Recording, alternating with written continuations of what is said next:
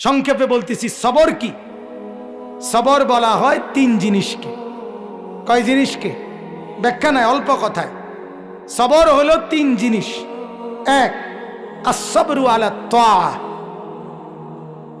আল্লাহ তাআলার ইবাদত এবং বন্দিগির উপরে সবর করা। মানে পৃথিবীর যত কিছু হোক, দুনিয়া উল্টে যাক, আমি আল্লাহ তাআলার ইবাদত ছাড়ব না। এটা সবর, এটা ধৈর্য, এটা ধৈর্য। আমি সবর করব। প্রচন্ড শীত, কনকনে ঠান্ডা, আমি ফজরের নামাজ পড়বই, আমি মসজিদে যাবই, আমি যাব, আমি জামাত পড়বই। আমার শায়েখ আল্লামা মুফতি মুশতাকুন নবী সাহেব বহু সময় আমারে বলছে, হযরত, যে মাওলানা, মাহফিলে রওনা দেওয়ার সময় নামাজের ওয়াক্ত হইলে জামাত সাথে সাথে পড়ে নিবেন। 2-4 মিনিট মাহফিলের টাইম দেরি হইল, তেমন উল্লেখযোগ্য কোনো ক্ষতি হবে না, কিন্তু চেষ্টা করবেন জামাত যেন না ছোটে। আমি নিজে শুনছি হযরত বহুবার দোয়া করতেন, করে, আল্লাহ জিন্দেগীর শেষ নামাজটাও দাঁড়িয়ে মসজিদে জামাতের সাথে পড়ার তৌফিক দান করে। এটা সবর, ইবাদতের উপরে টিকে থাকা। আমি গতকালকে সন্দ্বীপ গেছিলাম, সন্দ্বীপ, চট্টগ্রাম, চতুর্দিকে বঙ্গোপসাগরের মাঝখানে এই দ্বীপ। স্পিড বোট দিয়ে যাইতে হয় উত্তাল ঢেউয়ের মধ্যে। 2 দিন ছিলাম আমি ওইখানে। আমি একজন গতকাল যেই মাদ্রাসার মাহফিলে গেছি, ওই মাদ্রাসার মোহতামিম সাহেব, না হইলেও 100 বছরের উপরে বয়স, বুড়া মানুষ। আজীব এক জিনিস দেখছি আমি, ওনারে দেখছি আমি 2 বারই। উনি নামাজে সারাক্ষণই চেয়ারে বসে থাকে। নামাজের টাইমে দেখলাম উনি দাঁড়াইছে, দাঁড়াইয়া নামাজ নিয়ত বাঁধছে ইমাম সাহেবের পিছনে। মনে 4-5 মিনিট পরে বা 5-7 মিনিট পরে উনি বসে গেছে, নিচে মাটিতে বসছে আর কি, বসে বাকি নামাজ পড়ছে। আবার একটু পরে দাঁড়াইছে, আবার একটু পরে বসে গেছে। এমনি এমনি নামাজ শেষ করে।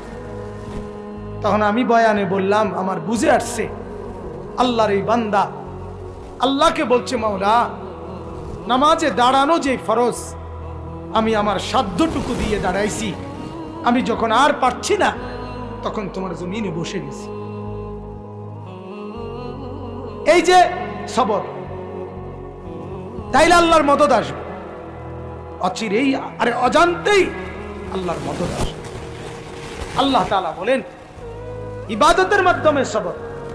পৃথিবী উল্টে যাবে, আমার বন্ধু কি ছুটবে? আমার ইবাদত ছুটবে না। ওটা পৃথিবী ল্যাংটা হোক, আমি ভিন্নারি দেখব না। গোটা পৃথিবী সুদ খাক, আমি খাবো না। অর্থাৎ যেই কোনো প্রকারের গুনাহ থেকে নিজেকে মজবুতির সাথে বাঁচিয়ে রাখা, এটা সবর। এটা কি বলেন না? আমরা কিন্তু সবর বুঝি কোনটারে? সব দিকে না ফাইরা অনার জুত করে বইয়া তখন সবর করা। না না, সবর এটা 3 নম্বর অর্থ। প্রথম অর্থ হইল ইবাদত, এটার উপরে সবর মানে জমে থাকা, গুনাহ না হওয়ার উপরে সবর করা। যুবক যদি সিদ্ধান্ত নেয়, গোটা পৃথিবীর নারী আমাকে বলুক, আমি তার দিকে তাকাবো, আমি তাকাবো না, আমি আল্লাহকে ভয় করি। আর শাজিম থেকে আল্লাহ তাআলা বলবেন, হাদিসের মধ্যে আছে, যুবক, আমি নিজ হাতে তোর কলিজার ভিতরে ঈমান আমি দিয়ে দেব। মান তারাকাহা মাখাফাতি আবদালতুহু ঈমানান ইয়াজিদু হালাওয়াতাহু ফি কলবি। আল্লাহ তাআলা হাদিসে কুদসিতে বলে, আমার ভয়ে যে বিন মহিলার দিকে তাকায় নাই, নজর নামাইছে, আমার ভয়ে আমি আল্লাহ তাআলা তার অন্তরে ঈমান দিয়ে দেব, যেই ঈমানের স্বাদ মজা সে পাইতে থাকে। হাদিসের কুদসি। হাদিসে কুদসি। একবার যুবক নজর ফিরানো ভিন নারী থেকে ঈমানের স্বাদ আর মজা। নবীজি বলেন, রাজুলুন দাআতহু ইমরাআতুন যাতু মানসাবিন ওয়া জামালিন ফাকালা ইন্নী আখাফুল্লাহ।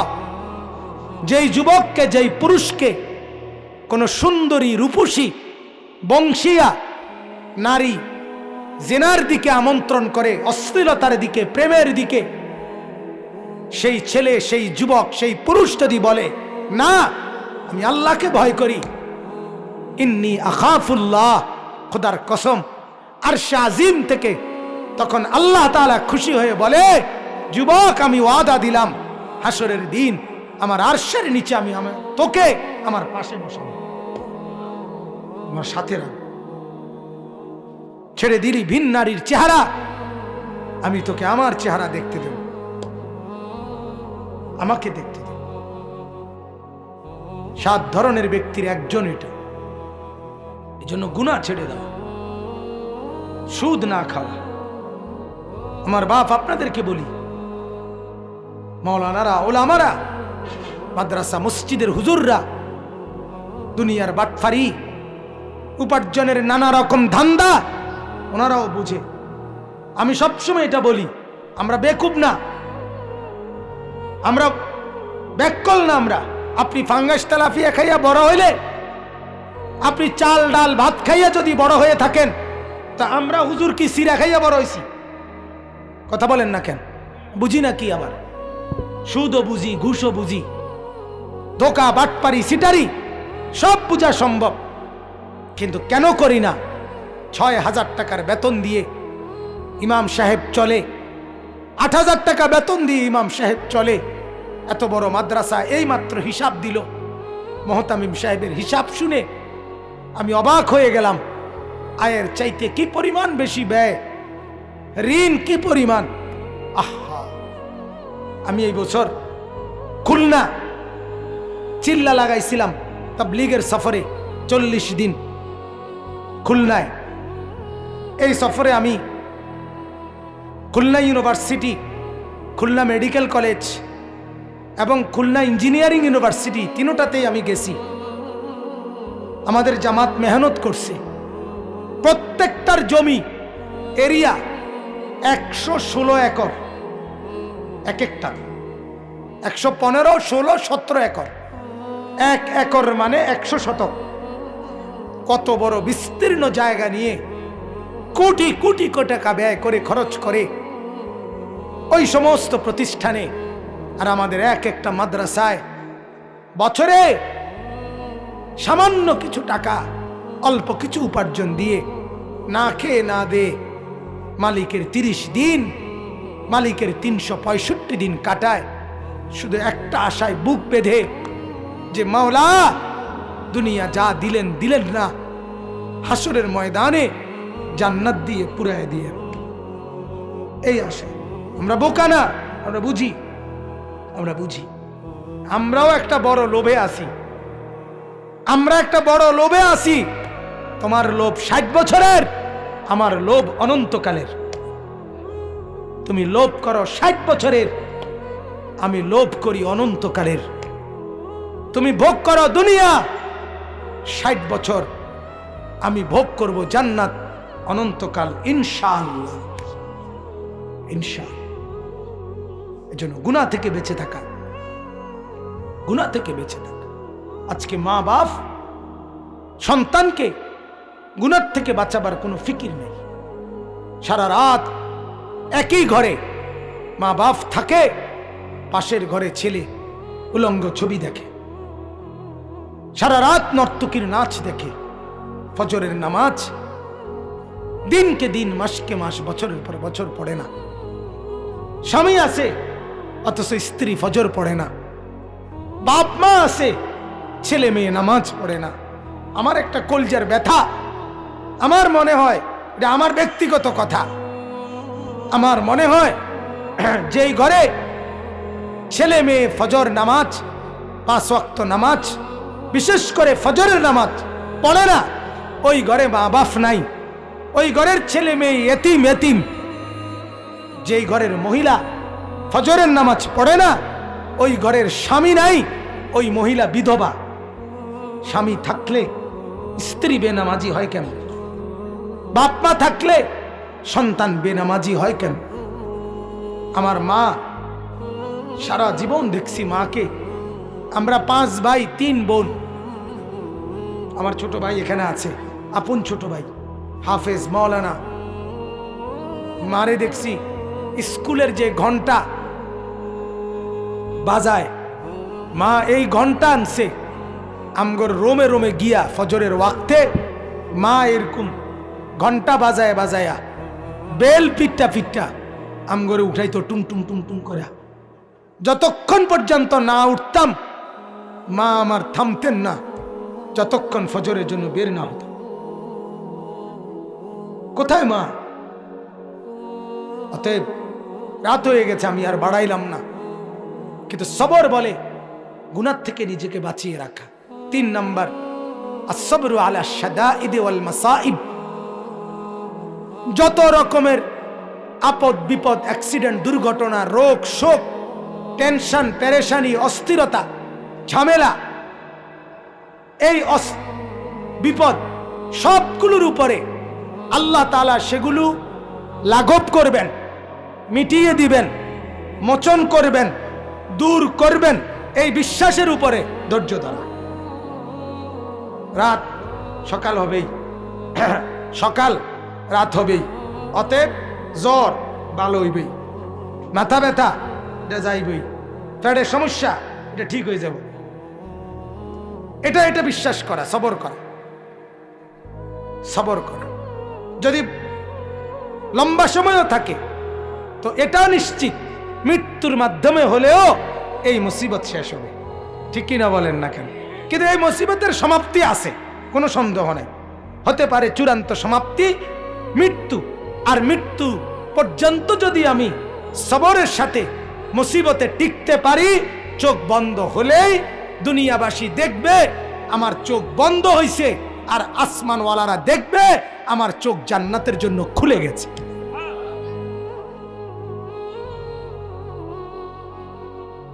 অতএব সবর, আল্লাহ তাআলা বলেন সবরের সাথে আমার কাছে চাও। শিরাকা না আলাই, জুতার ফিতা ছিঁড়ে গেলেও নবীজি বলছে আল্লাহর কাছে বলো। ইযা সাআলতা ফাসআলিল্লাহ, কিছু চাও আল্লাহর কাছে। নবীজি বলছে ইযা ইসতাআনতা ফাসতাইন বিল্লাহ, সাহায্য প্রার্থনা করো আল্লাহর কাছেই করো। ইহফাজিল্লাহ ইয়াহফাজকা, আল্লাহকে তুমি খেয়াল রাখো আল্লাহ তোমাকে খেয়াল রাখবে। ইহফাজিল্লাহ তাজিদহু আমামাকা, আল্লাহকে হেফাজত করো, খেয়াল রাখো, আল্লাহকে তুমি তোমার সামনেই পাবা। নবীজি বলছে, নবীজি বলছে। অতএব আমরা আল্লাহর কাছ থেকে যা পেতে চাই তার জন্য প্রথম শর্ত কি করতে হবে বলেন না? সবর। কি করতে হবে বলেন? সবরের 1 নাম্বার অর্থ কি? ইবাদতের উপরে টিকে থাকা। 2 নাম্বার অর্থ কি? গুনাহ ছেড়ে দেওয়ার উপরে টিকে থাকা। 3 নাম্বার অর্থ কি? যে কোনো মুসিবতে ধৈর্য ধারণ করা। এই 3টা মিললে হয় সবর। ত্রিভুজ, 3 বাহু মিললে হয়। আমার শায়েখ আল্লামা মুফতি মুশতাকুন নবী সাহেব বলে 3 জিনিস, গুনাহ ছেড়ে দেওয়া, আর করবেন না ওয়াদা দেওয়া, লজ্জিত হয়ে ক্ষমা চাওয়া, এই 3টা মিললে হয় তাওবা। হযরত প্রায় উদাহরণ দিয়া বলে যে এই কাগজে যদি কেউ লেখে চ আকার চা, তাইলে কোনো চা না, এটা লেখছেন আর কি। চা পাতা চিনি পানি 3টা মিললে হয় চা। ঠিক কিনা বলেন না? হ্যাঁ ঠিক। ইবাদতের উপরে জমে থাকলাম, গুনাহ ছেড়ে দেওয়ার উপরে টিকে থাকলাম, আগত মুসিবতে ধৈর্য ধরলাম, 3টা মিললে আল্লাহ তাআলার কোরআনের ভাষায় সেটাকে বলে সবর। আর হইল নামাজ। নামাজ হাদিসের মধ্যে আছে, আল্লাহ নবী সাল্লাল্লাহু আলাইহি সাল্লামের সাহাবীরা বলেন ইদা হাযাবাহু আমরুন ফাজআ ইলাস সালাহ। নবীজির সাহাবীরা বলতেন যখনই নবী কোনো পেরেশান হতেন সাথে সাথে নামাজের দিকে ছুটতেন, নামাজ পড়তেন, নামাজ পড়তেন। উম্মতের হালাত তো হলো এই, সুখের নামাজ তো পড়েই না, দুঃখ মুসিবতেও নামাজ পড়ে। ডাকাইতে ডাকাইতে এমন শক্ত ডাকায়, ডাকাইতে তার বিবি হসপিটালে, তার বউর অপারেশন, সে রিসিপশনে বইয়া টেলিভিশন চায়, হসপিটালের টেলিভিশন। কথা বলেন না কেন? তার বাপের রক্ত পরীক্ষা করছে, রিপোর্ট দিব আধা ঘন্টা পরে, এই ডাকাইতে বইসা টেলিভিশন চায়। আল্লাহর প্রতি তার কোনো খেয়াল নেই, কোনো খেয়াল নেই। মুসিবতে পড়েও নামাজে নাই, মুসিবতে নামাজে নাই। এই জন্য আমি বললাম, আল্লাহ তাআলা বলেন নামাজ, তুমি নামাজ পড়ো, তোমার জরুরত, তোমার প্রয়োজনীয় বিষয় আমি দেব। আল্লাহ তাআলা বলেন আমি জানি কি লাগবে না লাগবে। অতএব বাপ, নবীজির আখলাক ছিল এটা, যে কোনো পেরেশানিতে তিনি নামাজে দাঁড়াইতেন। ফাজাইলে আমালের মধ্যে শেখুল হাদিস হযরত মাওলানা জাকারিয়া রাহমাতুল্লাহ আলাইহি বলছেন, আমরা পড়ছি ওইটা হাদিসের, হযরত আনাস রাদিয়াল্লাহু তাআলা আনহুকে একদিন জিজ্ঞেস করছে, ও আল্লাহর নবীর সাহাবী, নবীজির জামানায় যখন ঝড় তুফান হইতো আপনারা কি করতেন? হযরত আনাস বলেন, আরে আল্লাহর বান্দা, নবীজির জামানায় আকাশ যদি অন্ধকার হইতো তাইলেই তো আমরা নামাজে দাঁড়ায় যাইতাম, ঝড় তুফান তো পরের কথা। এজন্য বাপ, যেই কোনো ব্যাপারে নামাজের মাধ্যমে সাহায্য চাও, সাথে সাথে সেজদা করেন। সেজদা বড় আল্লাহকে কাছে টানার শ্রেষ্ঠতম মাধ্যম। বান্দা যখন সেজদা করে তো আল্লাহ তাআলা মাথায় পিঠে হাত বুলায়, আদর করে। আকরাবু মা ইয়াকুনুল আবদু মির রাব্বিহি ওয়া হুয়া সাজিদ। নবীজি বলেন, বান্দা আল্লাহ তাআলার সবচেয়ে কাছে আসে যখন সে সেজদা করে। এজন্য আমার আজকের কথা এতটুকুই। এক কথা বললাম, আমরা ঈমানদার, মনে আছেনি? আমাদের ঈমানের পরিচয় যেন ছুটে না যায়। 2 নাম্বার, আমাদের করণীয় 2টা, আল্লাহর ইবাদত, সব ব্যাপারে আল্লাহর কাছে সাহায্য চাওয়া, আর আল্লাহর কাছে যাই চান চাওয়ার পদ্ধতি কয়টা? 2টা। 1 নাম্বার সবর, বলেন। 2 নাম্বার নামাজ। সবর এবং নামাজ, এই 2টা আল্লাহ তাআলা দেখবেন, আপনাকে আপনার প্রার্থনাকৃত বিষয় আল্লাহ তাআলা সাথে সাথে দিয়ে দিবেন। আল্লাহ তাআলা আমাদেরকে তৌফিক দান করেন, আল্লাহ তাআলা আমাদেরকে কবুল করেন।